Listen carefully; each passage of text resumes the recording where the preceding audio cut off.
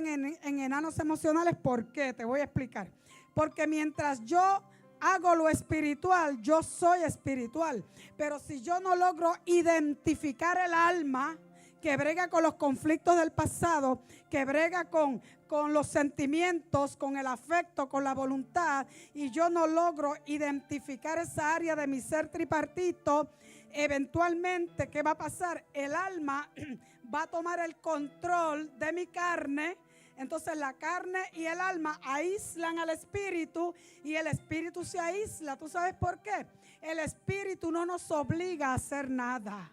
En el principio dijo Dios, no contenderá mi espíritu para siempre con el hombre.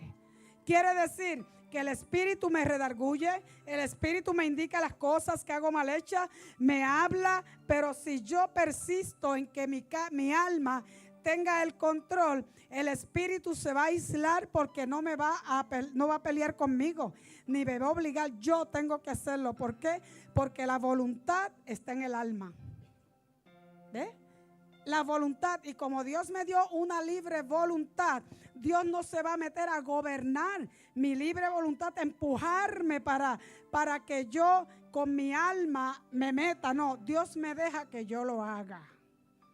Porque Dios te creó un ser. Dios no quería tener robots, títeres, que Él le apretara un botón y ellos hicieran como Él quería. Dios quiso tener hijos. ¿Cómo son mis hijos? Cuando llegaron a la edad se fueron de casa, se casaron, tuvieron hijos y yo no los pude obligar. Así es Dios con nosotros.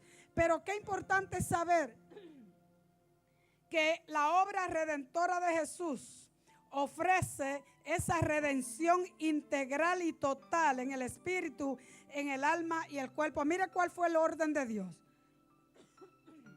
El orden de Dios para ti, para mí, para el hombre desde Adán es que el hombre se gobierne a sí mismo. Desde Adán Dios le dio, dice que Dios lo puso a cargo de todo. Adán gobernaba todo en el Edén. Adán le puso el nombre a los animales. Adán llamó las frutas. Adán gobernaba todo. Pero entonces, ¿qué pasa? Dios le había dado ese orden para que se gobernara a sí mismo. O sea, que su espíritu debe gobernar. Oye bien, era el Adán espiritual. Que su espíritu debe gobernar sobre el alma, que es las emociones, la mente, la voluntad, y sobre su cuerpo. Sin embargo, por causa de las heridas sufridas en nuestro interior, ese orden se pierde, ya que los conflictos del alma ahogan la expresión del espíritu. Por eso hay que liberar el alma de los conflictos para que el espíritu se pueda mover libremente a través de los canales del alma y mi yo exterior pueda dar pasos en el orden de Dios. Entonces el ser tripartito va a estar completo. Debido al pecado, el cuerpo, o sea la carne, gobierna al ser humano, quedando sujetas el alma y el espíritu. Y por eso le cité las palabras de Gálatas 5, que dice Pablo, digo pues, andad en el espíritu y no satisfagáis los deseos de la carne.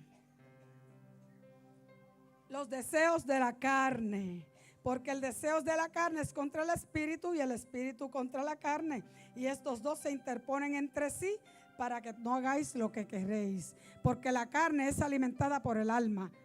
Y la carne pelea contra el espíritu. Y si no, pruébate a ti mismo. A ver si realmente la carne siempre quiere orar. Siempre quiere ayunar.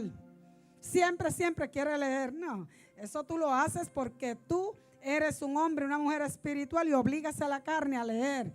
Pero ¿cuántas veces empiezas a leer y te da un sueño que te rindes?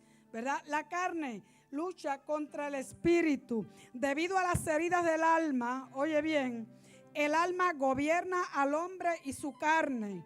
Y el espíritu y esa carne pueden quedar sujetos bajo la autoridad del alma. O sea, cuando debido a las heridas, el alma gobierna a nosotros. Y vamos a ir a las heridas. Entonces el espíritu y el cuerpo, que es la carne, van a quedar sujetos bajo la voluntad del alma.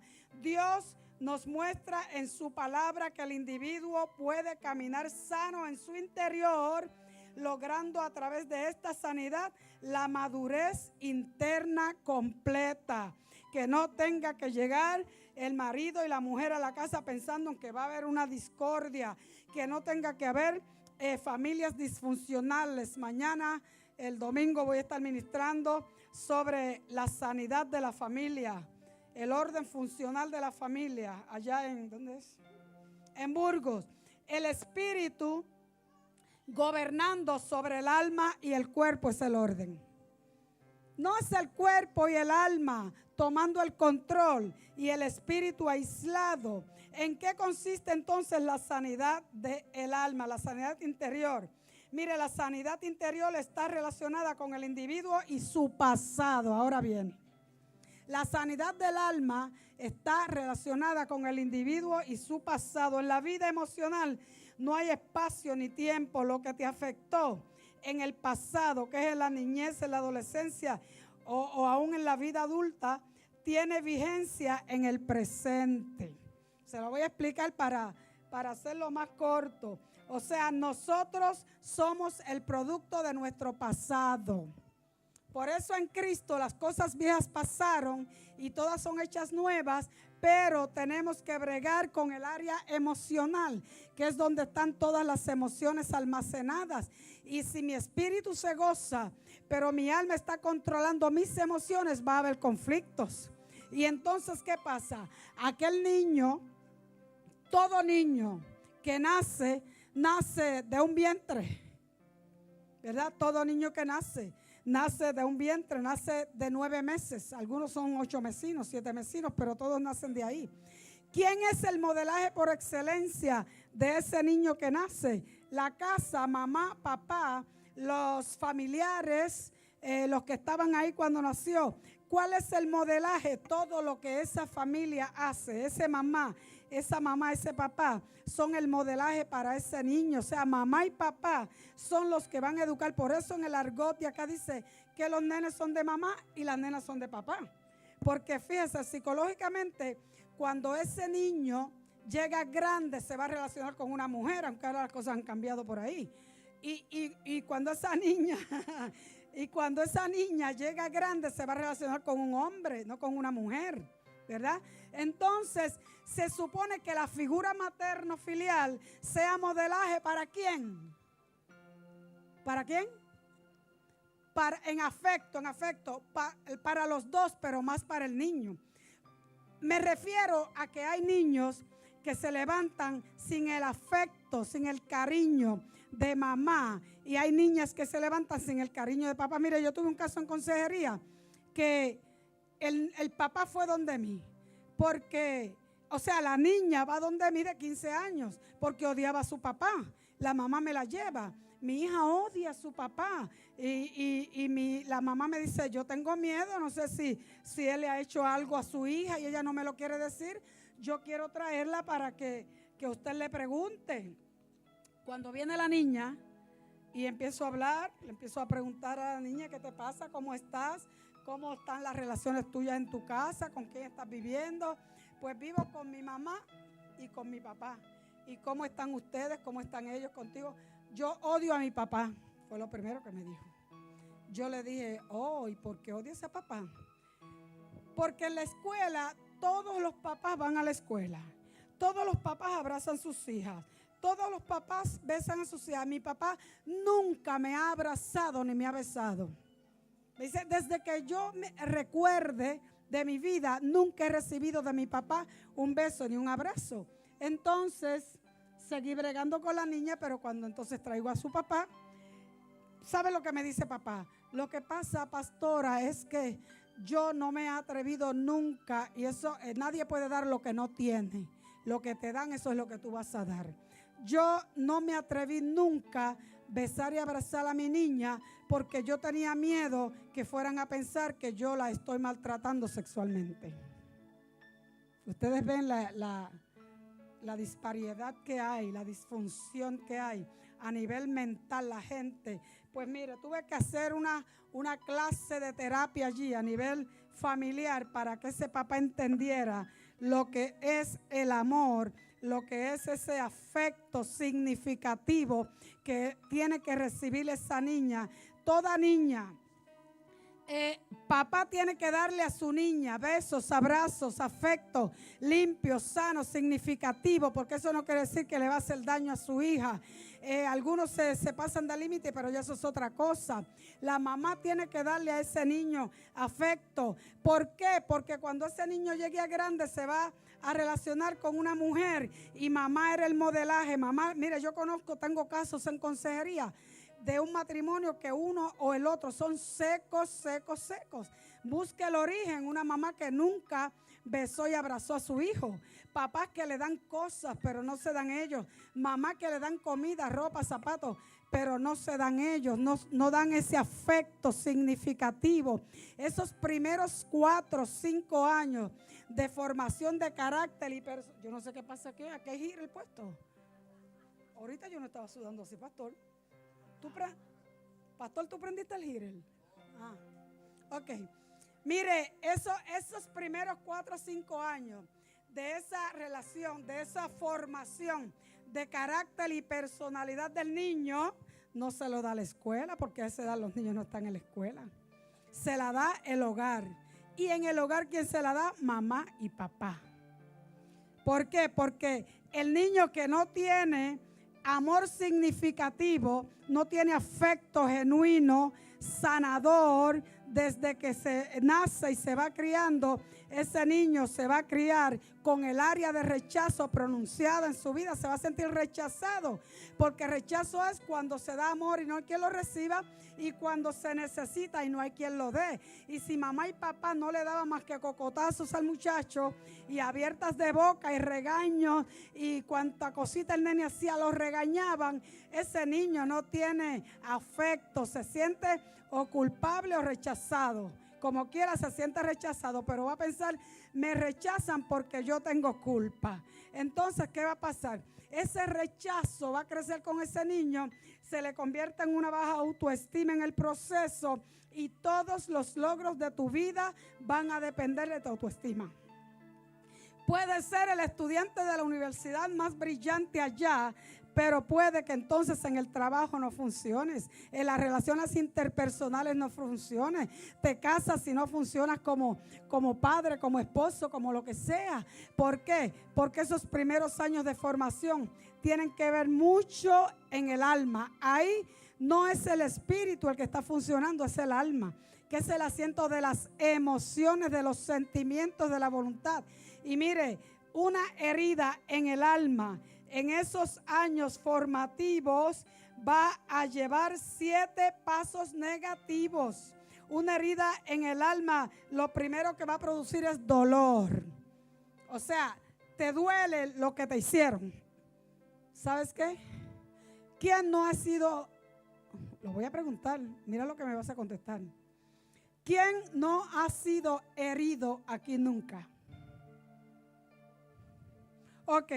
Si alguien me levanta la mano, gracias a Dios que nadie lo levantó. Una bebé por allá porque no sabe lo que estás diciendo. Si alguien me levanta la mano que no ha sido herido nunca, yo le voy a poner una aureola, 2 alitas y vete, espérame que ya tú estás completo. Todavía yo estoy aquí siendo herida. Así es que, o sea, una herida produce dolor.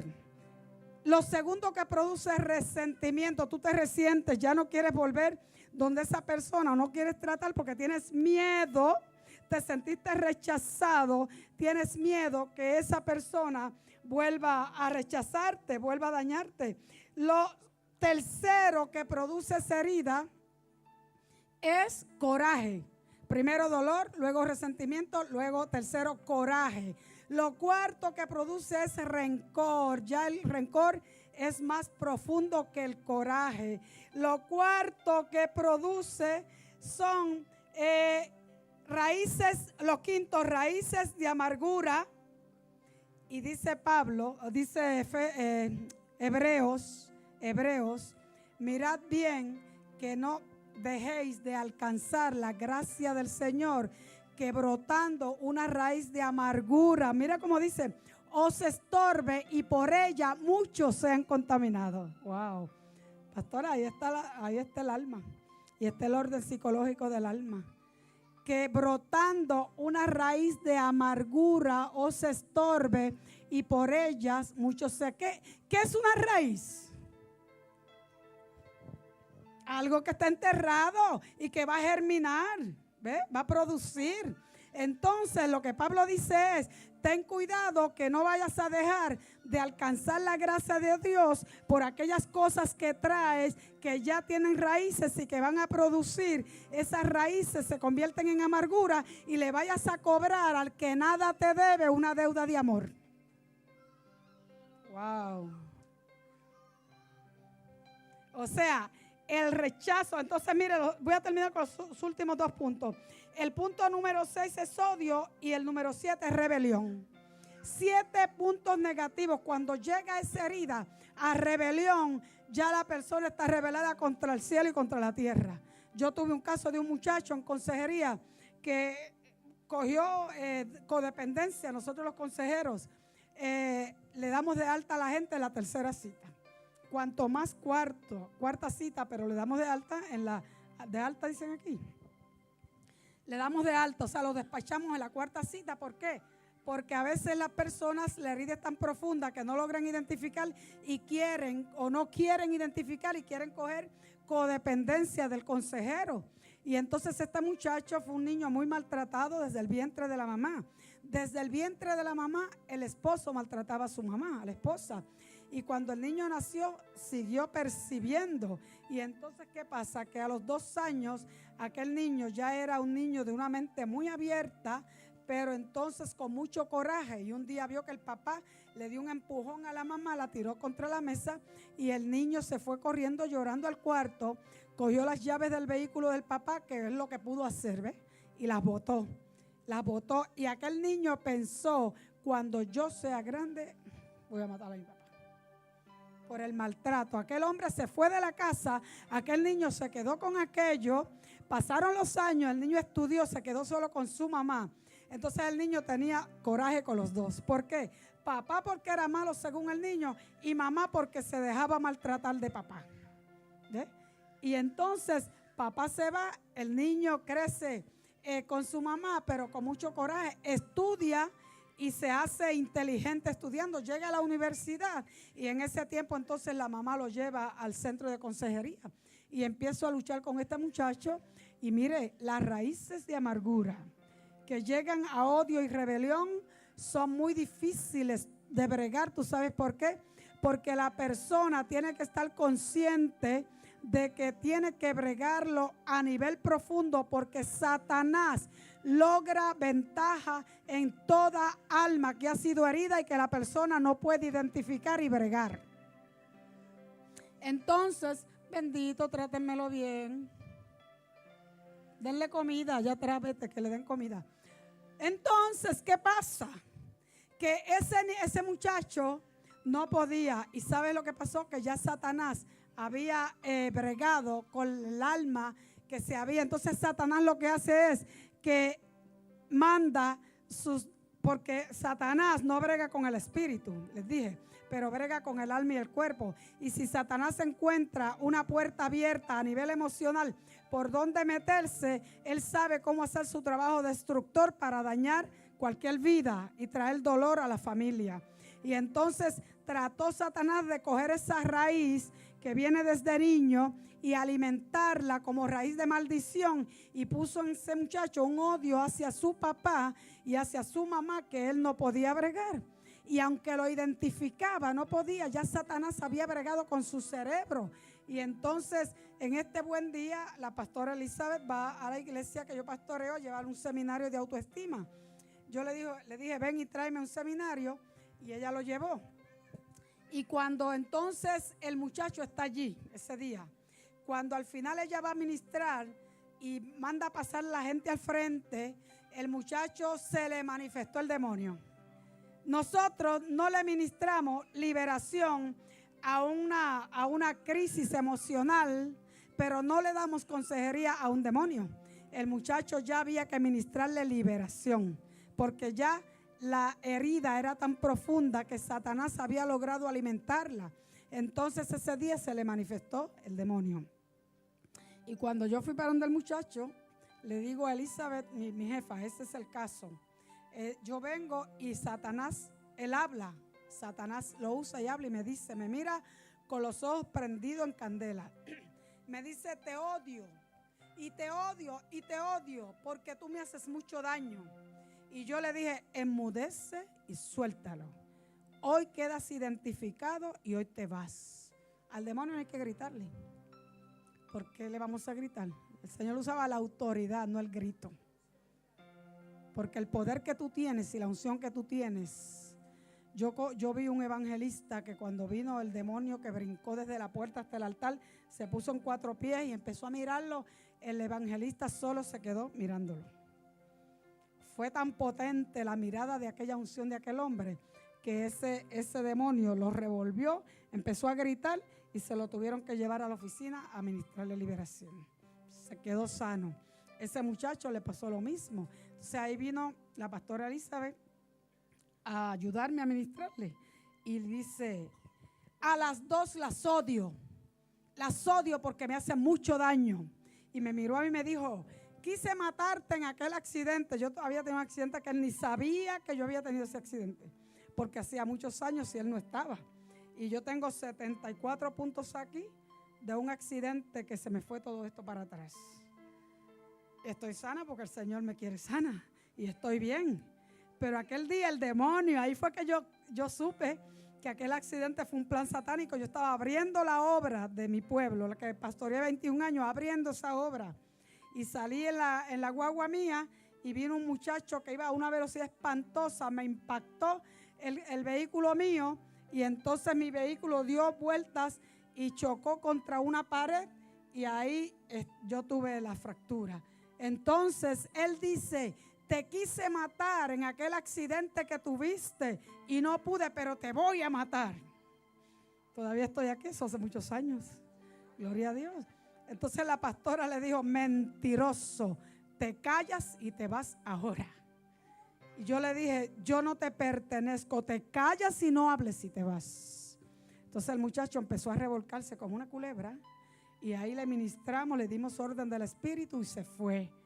Hasta el día de hoy ese muchacho ha sido libre, terminó la universidad, es un éxito, iba a Humacao a verme, me abrazaba, pastora, cuánto te amo, porque la autoridad que tú tienes como hombre y mujer de Dios depende de un Dios que te nutre, pero que de acuerdo a al complemento tripartito que hay en tu ser es que se mueve. Entonces cuando hay una herida en el alma, Satanás logra lucrarse de esa herida para hacer que tú no tengas éxito en la vida.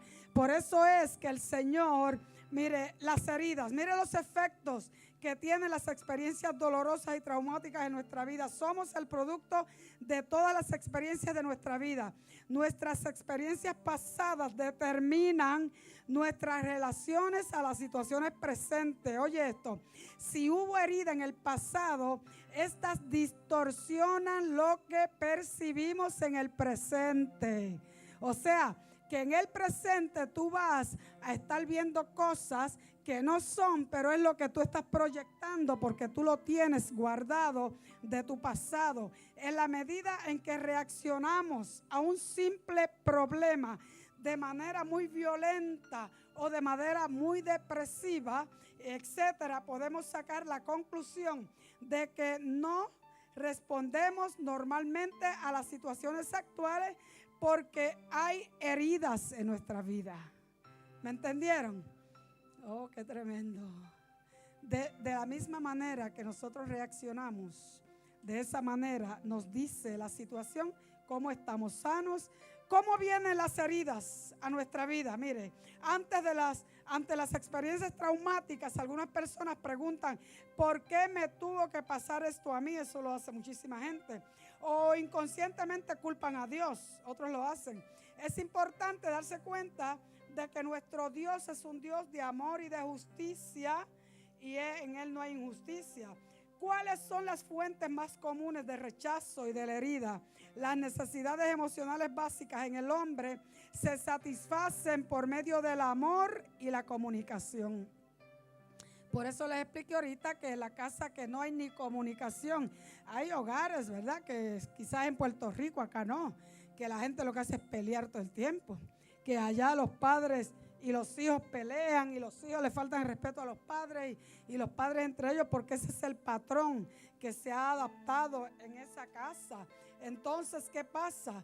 Que esas fuentes comunes de rechazo y herida que vienen de esos años de formación son emocionales, situaciones emocionales básicas que tiene todo niño y que se levanta con ella. El rechazo es una herida profunda que causa destrucción en el individuo, y las fuentes más comunes podemos darlas a continuación. Mire, ¿cuándo viene el rechazo? Vamos a rapidito a dar algunas fuentes, algunas. En primer lugar, antes de nacer. Rechazo en el feto a causa de un embarazo no deseado. Yo tuve una experiencia muy grande en mi iglesia de esta muchacha que vivía en otro pueblo. Yo no la conocía, nunca la había visto. Una líder me dice: pastor, hay una muchacha allá en Barceloneta que Dios la usa grandemente, me gustaría traérsela a los jóvenes.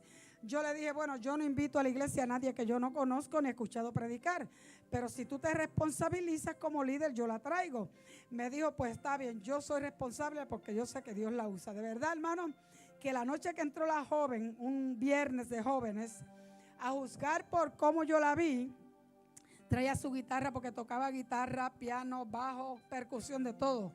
Cantaba precioso y ministraba bello. Pero eso es para que ustedes vean que podemos ser gigantes espirituales y enanos emocionales. Y cuando yo la vi, el Espíritu Santo habla a mi corazón y me dice: mírala, viene herida y la vas a ayudar. A juzgar como la muchacha ministró esa noche, yo podía decir que lo que yo sentí no era, porque la muchacha ministró precioso.